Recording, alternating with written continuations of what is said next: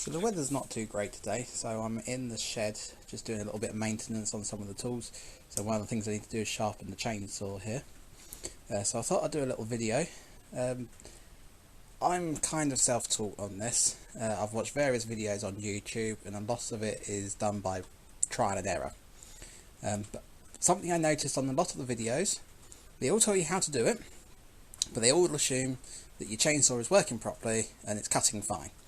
So what I'm going to do is I'll show you how to sharpen the chain, then I'll actually run through some of the problems that you might have and what's causing them and how to solve it afterwards.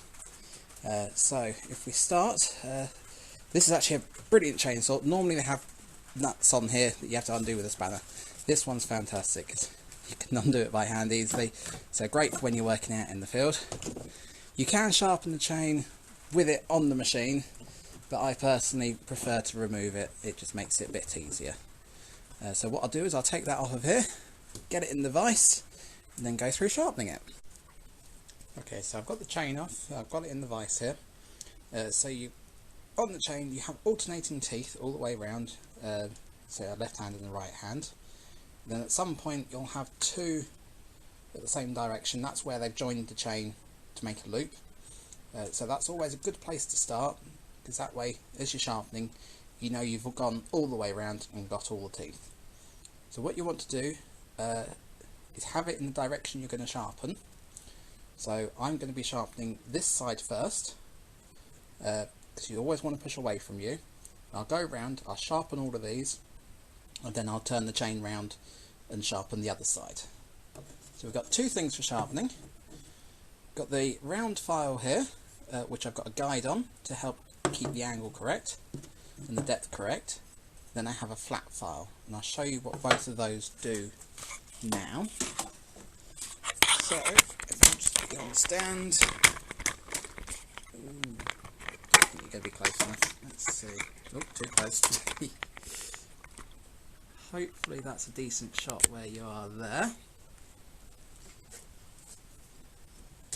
So I'm starting with this one here. So that is the tooth. That's the bit that does the cut. So it has the sharp side on the top here and also on the side here. So that is cutting down, obviously the chain will be up the other way, and that is cutting the side as well, so it's actually taking chunks out. So that, you want to use the round file. It's got different angles on there, so choose the angle that your chain works at. This one is a 30 degree, and you just want to do a couple of passes over the tooth like that, and it just sharpens that bit up there. I'll try and show you that from above as well. So I'm lining the 30 degree up with the chain there, and just a couple of pushes away. You always want to push away. If you put it towards you, you end up damaging the chain, damaging the file, and not sharpening it properly. So, that's that one. Then the flat file, put a flat edge across the teeth. This little bit here, that does the depth of your cut. So again, every now and again, you just want to run a flat file over the top of that, just to make sure that there is a gap there. The depth of that gap depends on how much material you take out. So the deeper the gap, or bigger the gap, the more material it removes. So I'll just have a quick run through sharpening this side. Let's put you on a time lapse.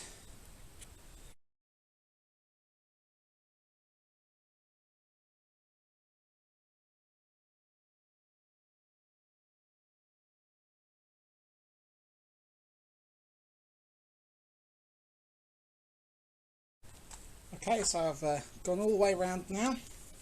So I've just loosened that off, turn the chain round, and put it back in again. Right, so that's my double there.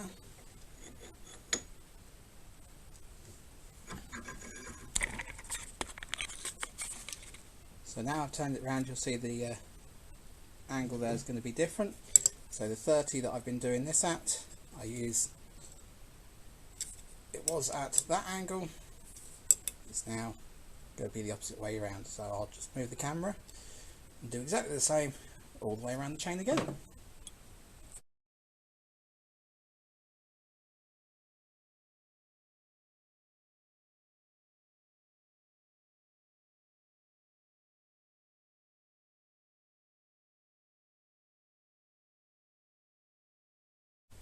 So I just got a little bit excited there and started putting it all back together again.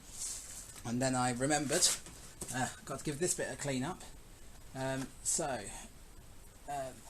The chain runs past these slots here, and I believe it's a hole down here, and that allows oil in to cool the chain. So I just need to clean the muck and the sawdust out of this, just to make sure everything's flowing freely and the chain's actually going to be lubricated, and that prevents it from overheating. So let's do that bit of clean up.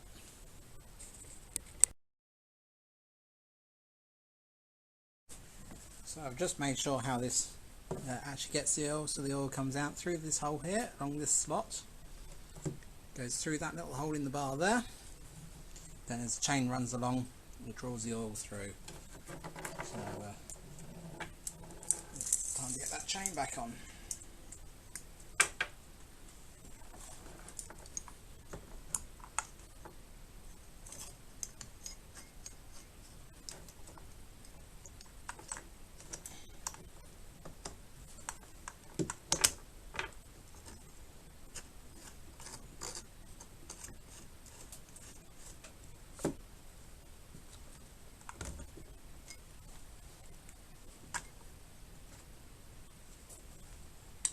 So like I say, this chainsaw is slightly different to most models, in as much as you've got the adjustment is done here, or once you've got the cover on, it's a little back wheel up here, and you've got the hand screw mechanism there rather than needing a spanner. Usually to adjust the chain tension there'll actually be two little screws, usually placed somewhere in there, which are a pain in the backside to get to. But on this model you can adjust the tension on here. So if we get that cover back on, there we go. So question is, how tight do you want the chain?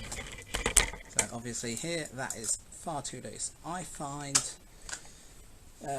best tightness is pretty much just hand tight. You want to be able to lift it off the bar slightly like that, but it wants to snap back. You don't want it sagging at all. And there we go. That should be the chain sorted. Let's just double check that works.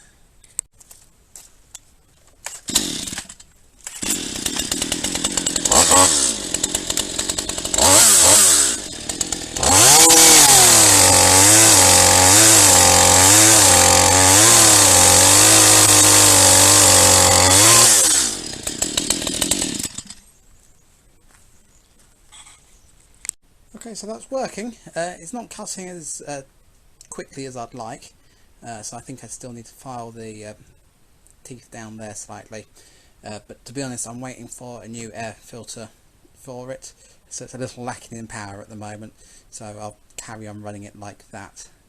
Now I said I was going to go through some of the problems that you can have when you're sharpening the chain and how to sort them out. So obviously if you're using a chainsaw and it's leaving scorch marks on the wood, that is a key indication that the chain is blunt and you need to sharpen it. So if you started sharpening it, you've gone, right, brilliant, everything's sharp, gone to cut, and then things still aren't working, there's two main problems you're going to have.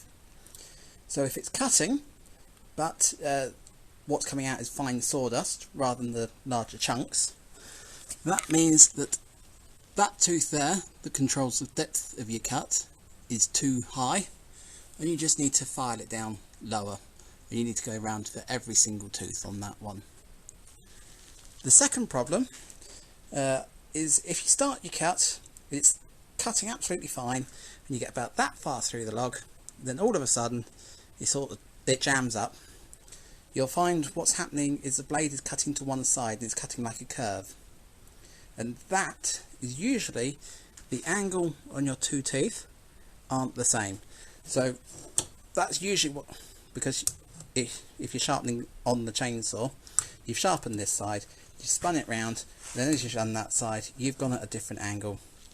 That's why I like using the guides. You just want to go around and make sure all your teeth are at the same angle, and that way it will cut straight through the log, and hopefully that will solve all your problems. Yeah, I'm sure there'll be people telling me I've done something wrong, telling me I need to do something better, but like I say, all of this is what I found on YouTube and what I've learnt through trial and error. So if you have any tips, feel free to let me know. Yeah, I might redo this video if I get too much advice. Right, see you later.